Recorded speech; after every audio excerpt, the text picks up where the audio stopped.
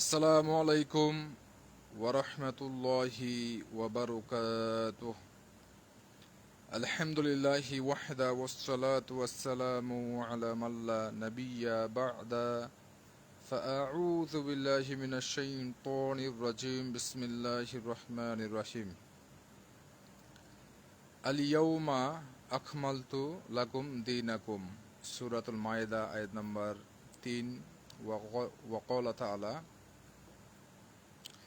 ইয়া বুনাইয়া লা তুশরিক বিল্লাহ ইন্নাশ শিরকা লা যুলমুন আযীম। সূরাতুল লোকমান আয়াত নাম্বার 13। আরো পড়ুন সূরাতুল নিসা আয়াত নাম্বার 48, 116 এবং সূরাতুল মায়েদা আয়াত নাম্বার 72। ওয়াকালা নবী সাল্লাল্লাহু আলাইহি ওয়াসাল্লাম বাল্লিগু আন্নি ওয়ালাউ আয়াহ। রাওয়াহু বুখারী। আলহামদুলিল্লাহ, সমস্ত প্রশংসাই আল্লাহ সুবহানাহু ওয়া তাআলার জন্য, যিনি আমাদেরকে সৃষ্টি করেছেন, এবং দরুদ ও সালাম বর্ষিত হোক নবী মুহাম্মদ সাল্লাল্লাহু আলাইহি ওয়াসাল্লামের প্রতি। আল্লাহুম্মা সাল্লি আলাইহি আল্লাহুম্মা বারিক আলাইহি। সম্মানিত দর্শক, সংক্ষিপ্ত সময় আলোচনা বিষয়বস্তু হচ্ছে যে সোশ্যাল মিডিয়াগুলোতে বা সোশ্যাল মিডিয়াতে আমরা দেখতে পাচ্ছি যে বিভিন্ন ধরনের আর্টিকেল, কমেন্টস দেখতেছি।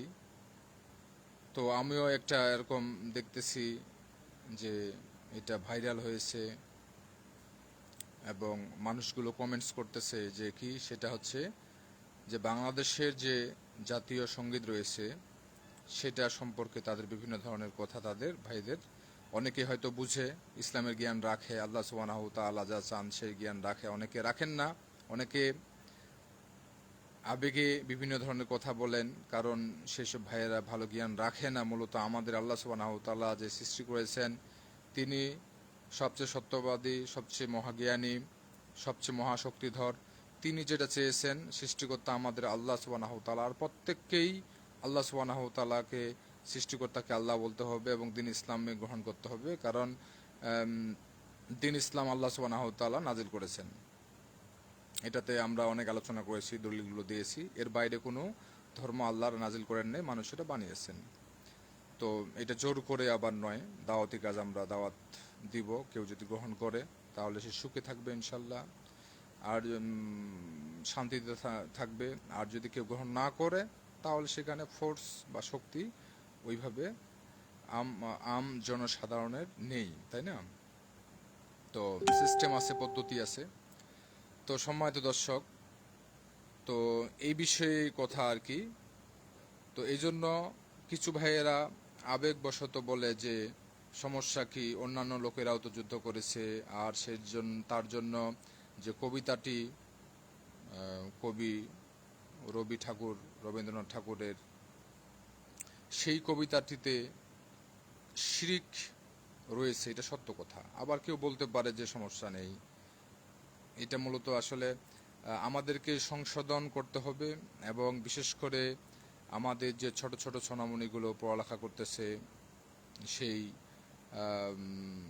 পতাকার সামনে সূরাতুল হুজরাত আয়াত নম্বর 13-তে বলা রয়েছে, দেশের পরিচিতির জন্য পতাকা ইউজ ব্যবহার করা যেতে পারে, যাবে, সমস্যা নেই। এবং সুনানের গ্রন্থে হাদিস রয়েছে, রাসূল সাল্লাল্লাহু আলাইহি সাল্লাম যুদ্ধের ময়দানে পতাকা কি করতেন, নিতেন, বা পতাকা নেওয়া হতো। এটা প্রমাণিত, শরীয়তে এটা জায়েজ। কিন্তু পতাকাকে সম্মান করা, হ্যাঁ, পতাকাকে সেলুট করা, সালাম দেওয়া বা নীরবতা অবলম্বন করা, তাই না, এইগুলো হচ্ছে পুরোপুরি নিষিদ্ধ। এটা নিষিদ্ধ। যদি কেউ বলে যে পতাকাকে এইভাবে সম্মান না করলে এই হবে না, সেই হবে না, বা ক্ষতি হতে পারে, হ্যাঁ, তো তাহলে কিন্তু এটা হবে শিরিক। তো সম্মানিত দর্শক, দিনী মুসলিম ভাই বোনেরা, তো এই যে রবি ঠাকুরের যে কবিতাটি, যে মাগো তোমার আকাশ, তোমার বাতাস, তোমার হাসি, মুখে মধুর হাসি, তাই না, এখানে একটা কল্পিত মা, তার মুখের হাসি বলা হয়েছে, এটা একটা ব্যাপার আছে। তারপরে যে মাগো তোমার আকাশ, তোমার বাতাস, তো এটা হচ্ছে আল্লাহ সুবহানাহু ওয়া তাআলা সৃষ্টি করেছেন, ওমা খলাকতুল জিন্না ওয়াল ইনসা ইল্লা লিয়াবুদুন, সূরাতুল জারিয়াত আয়াত নাম্বার 56 আল্লাহ সুবহানাহু ওয়া তাআলা বলেছেন, আমি মানুষ এবং জিন জাতিকে সৃষ্টি করেছি আমার ইবাদত করার জন্য। আর সবকিছুই আল্লাহ সুবহানাহু ওয়া তাআলা সৃষ্টি করেছেন, কোরআন হাদিসে বহু দলিল রয়েছে। তো সম্মানিত দর্শক, দিনী মুসলিম ভাই বোনেরা, তো এই জন্য মা গো তোমার আকাশ তোমার বাতাস, রবি ঠাকুর তিনি সনাতন ধর্মের লোক, কোরআন হাদিস বা আল্লাহ সুবহানাহু ওয়া তাআলা যা নাজিল করেছেন সে সম্পর্কে হয়তো ওইভাবে তার যথেষ্ট জ্ঞান নেই। তিনি একজন মানুষ, আর রাসূল সাল্লাল্লাহু আলাইহি ওয়াসাল্লাম বলেছেন কুল্লু বানি ইবনে আদম খতাইন তাওয়াবুন, ইবনে মাজাহ হাদিস নাম্বার 242 বা 24। তো প্রত্যেক আদম সন্তানে ভুল করে, ওই ব্যক্তি উত্তম যে ফিরে আসে। হ্যাঁ, এবং মুস্তাহিদ ও ইস্তিহাদ করতে গিয়ে সহিহ বুখারীর রওয়ায়াত 1617 নম্বর হাদিস মেবি, মুস্তাহিদ যিনারা বড় আলেম বড় জ্ঞানী, শর্টে বলতেছি সহজ করে, তিনারাও ভুল করেন। যদি তিনারা ভুল করেন কোনো কথা বলতে গিয়ে, মাসালা দিতে গিয়ে, তাও এক নেকি পাবে, কারণ তারা ওই বিষয়ে ধারক বাহক এবং জ্ঞানী ভুল হয়ে যেতে পারে মানুষ। আর যদি শুদ্ধ করে তাহলে 2 আজর পাবে। তো সম্মানিত দর্শক, তো এই জন্য এই যে রবি ঠাকুরের যে কবিতাটি, সেটা বাংলাদেশ থেকে এটা উঠিয়ে দেওয়া উচিত এবং এটাকে পরিবর্তন করে, হ্যাঁ, নতুন কিছু একটা সে তিনারা ভালো কিছু তাওহীদের কিছু একটা কবিতা এটা করা যেতে পারে, এটা করবেন, এটা করবেন। আর পতাকাকে সেলুট করা, পতাকার জন্য সম্মানের জন্য, পতাকার সম্মানের জন্য নীরবতা পালন করা, আর সেটা উপকার আছে এমনটা বলা, এমন যদি আকীদা করে তাহলে শিরিকে আকবর, বড় শিরিক হবে, তাই না? তাহলে মানুষগুলো কাফের হয়ে যাবে। তাহলে এইগুলো সংশোধনের জন্য, মানুষদেরকে জাহান্নাম থেকে বাঁচানোর জন্য আমাদের দায়িত্ব আছে কিনা কথা বলা। অবশ্যই আমাদের দায়িত্ব, যাদেরকে আল্লাহ জ্ঞান দিয়েছেন। আর জ্ঞানের জন্য জ্ঞান অর্জন করতে হবে, চেষ্টা করতে হবে, কষ্ট করতে হবে। আর পড়ালেখা শুধু একাডেমিক সিলেবাস ভুক্ত কিছু পড়ালেখা করেই নিজেকে জ্ঞানী বলা উচিত, এটা বোকামি। পড়ালেখা আপনাকে আপনার জন্ম থেকে যখন সময় হয় তখন থেকে শুরু করে মৃত্যুর আগ মুহূর্ত পর্যন্ত একজন মানুষকে শিখতে হবে, পড়ালেখা করতে হবে। এটার কোনো সময়সীমা, বয়স নির্ধারিত নেই। সম্মানিত দর্শক, দিনী মুসলিম ভাই বোনেরা, তো এই কবিতাটিকে এটাকে ব্যান্ড করা আমরা পরামর্শ দিচ্ছি। এবং তাওহীদ ভিত্তিক, যেহেতু মুসলিম কান্ট্রি বাংলাদেশ, অধিকাংশই মুসলিম পরিবার, মুসলিম দেশ, মুসলিম ভূখণ্ড, সেই জন্য এই মুসলিম ভূখণ্ডে শিরিক মিশ্রিত কবিতা থাকবে, এটা মোটেও আদৌ উচিত নয়, এটা কখনোই সম্ভাব্য না, এটা কখনোই কি নয়, কাম্য নয়। তো মানুষ ভুল করতে পারে। আর রবি ঠাকুর তিনি তো জানেন, তিনি একটা সনাতন ধর্মের লোক, হিন্দু ধর্মের লোক। আর তিনার কবিতাটি বাংলাদেশে এইভাবে আমাদের বাংলাদেশের যে তাওহীদি সন্তানদেরকে, ছোট ছোট সোনামণি বাবুদেরকে এই শিরকি কবিতা শেখানো হচ্ছে। তো এই কবিতাকে সে যদি লালন পালন করে, হ্যাঁ, লালন করে আর ইবাদত করেও কি হবে, যদি এই বিশ্বাসে মানে থাকে, এই বিশ্বাসে সে বিশ্বাসী হয়ে থাকে আর ইবাদত করেও কোনো কাজ হবে না, কারণ শিরিক আছে আর ইবাদত আছে, কোনো কাজ হবে না।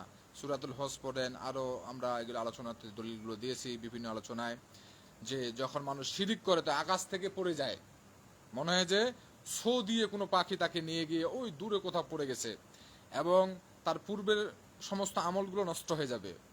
এবং যে আয়াতগুলো পাঠ করেছি আমি, 2টা আয়াত পাঠ করা হয়নি এখনো, যেমনটি ইন্নাল্লাহা লা ইয়াগফিরু আইয়ুশরাকা বিহি, সূরাতুল মায়েদা আয়াত নাম্বার 72 আছে। সূরাতুল নিসা যেটা পাঠ করলাম, সূরাতুল নিসা আয়াত নাম্বার 48, 116, যে শিরিকের গুনাহ আল্লাহ সুবহানাহু ওয়া তাআলা ক্ষমা করবেন না, তিনি যাকে ইচ্ছা অন্য গুনাহ ক্ষমা করবেন। এগুলোর অনেক আলোচনা আছে। এবং শিরিক নিয়ে মৃত্যুবরণ করলে চিরস্থায়ী জাহান্নামী। বুঝেছেন সম্মানিত দর্শক, দিনী মুসলিম ভাই বোনেরা?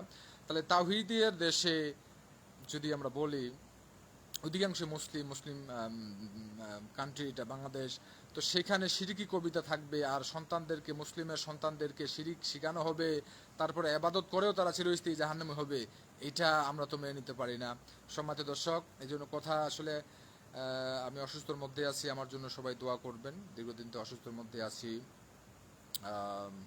আল্লাহ সুবহানাহু ওয়া তাআলা প্রত্যেক মুসলিমকেই তাদের সমস্ত বিপদ আপদ থেকে রক্ষা করুন, অসুস্থতা থেকে সুস্থতা দান করুন, আমিন।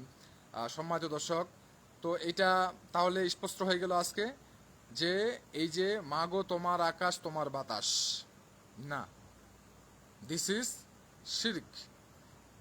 তো এই আকাশ বাতাস এর মধ্যে যা আছে, আকাশ এবং এই পৃথিবীতে দুইয়ের মধ্যে যা আছে সবকিছু কার? আল্লাহ সুবহানাহু ওয়া তাআলার সৃষ্টি।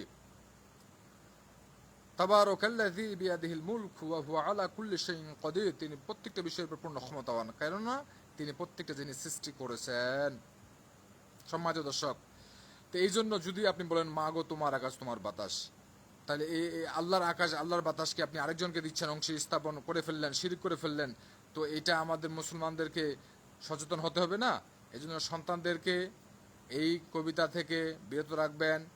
এবং যদি এই কবিতা কোনো প্রতিষ্ঠানে তিনারা করতেই থাকেন, তাহলে সেই সমস্ত প্রতিষ্ঠানে পড়াবেন না সন্তানদেরকে। এবং শক্ত কথা হচ্ছে, যেখানে শিরিক চর্চা করা হয় সেই প্রতিষ্ঠানে পড়া হারাম, জায়েজ নয়, কারণ সেটা চিরস্থায়ী জাহান্নাম। এবং আল্লাহ এবং এখানে কোরআনের আয়াত হচ্ছে ওয়ামা আতাকুমুর রাসূলু ফাখুযুহু ওয়ামা নাহাকুম আনহু ফান্তাহু, সূরাতুল হাশর আয়াত নম্বর 7। আল্লাহ সুবহানাহু ওয়া তাআলা বলেছেন যে রাসূল সাল্লাল্লাহু আলাইহি ওয়াসাল্লাম তোমাদেরকে যা দিয়েছেন তা গ্রহণ করো, যা থেকে নিষেধ করেছেন তা থেকে দূরে থাকো। তাহলে রাসূল সাল্লাল্লাহু আলাইহি ওয়াসাল্লাম আমাদেরকে তাওহীদ শিক্ষা দিয়েছেন, তাওহীদ দিয়েছেন, শিরিক থেকে দূরে থাকতে বলেছেন। তিনি বলেছেন যে তুমি শিরিক করো না, ইন কুতিলতু ওয়া হুররাখতা, যে তুমি শিরিক করো না, লা তুশরিক বিল্লাহি শাইয়্যা, তুমি কোনো কিছুর সাথে আল্লাহ সুবহানাহু ওয়া তাআলাকে শিরিক করো না, যদিও তোমাকে হত্যা করা হয় বা জ্বালিয়ে দেওয়া হয়। সহিহ বুখারীর রওয়ায়াত, তাই না? তাহলে আল্লাহ সুবহানাহু ওয়া তাআলা বলেছেন যে রাসূল সাল্লাল্লাহু আলাইহি ওয়াসাল্লাম তোমাদেরকে যা দিয়েছেন তা গ্রহণ করো, যা থেকে নিষেধ করেছেন তা থেকে দূরে থাকো। তো আশা করি বিষয়টি স্পষ্ট হয়েছে। এই রবি ঠাকুরের পতাকাতে কবিতায় শিরিক রয়েছে, এটা জাতীয় সঙ্গীত হতে পারে না। এটাকে আমরা প্রস্তাব দিচ্ছি, এটা উত্থাপিত হোক জাতীয় সংসদে, যে নতুন কিছু একটা করা হোক। কারণ যেখানে শিরিক আছে ভাই, আচ্ছা আপনি কি চান না যে আপনি এই রাস্তাতে গেলে আপনার অ্যাক্সিডেন্ট হবে, আপনি জ্বলে যাবেন, আপনার মৃত্যু হবে, আপনার বিপদ হতে পারে, আপনাকে বাঘে অ্যাটাক করে আপনাকে খেয়ে ফেলতে পারে? তো আপনি ওই রাস্তাতে যেতে থাকবেন, না ভালো রাস্তায় যাবেন? আর ওই রাস্তাতে চলতেছেন, আর আমি জানি যে ওই রাস্তাটা খারাপ, তো আপনাকে আমি বলবো না ভাই যে ওই রাস্তাটাতে আপনার সমস্যা আছে, সমস্যা হতে পারে, আপনার মৃত্যু হতে পারে, আপনার বাঘে অ্যাটাক করবে? বলা উচিত কি উচিত নয়? আশা করি বিবেকবান লোকদের জন্য বিষয়টি স্পষ্ট হয়েছে। আমি এখানে শেষ করে দিচ্ছি। ওয়াখিরি দাওয়ানা আলহামদুলিল্লাহি রাব্বিল আলামিন। আসসালামু আলাইকুম ওয়া রাহমাতুল্লাহি ওয়া বারাকাতুহু।